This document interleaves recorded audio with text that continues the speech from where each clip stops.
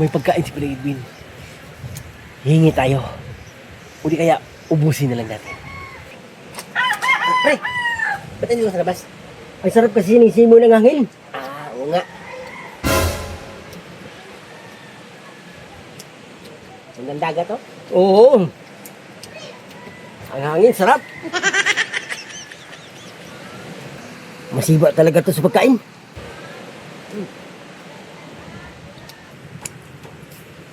Pre, sarap fishball mo ah.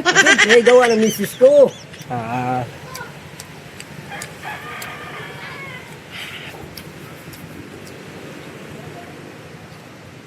Sarap pre ah.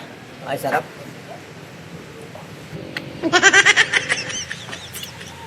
Sarap talaga pre. Binibinta yan pre. Oo, 4-5 piso yan. Kaya pa masarap.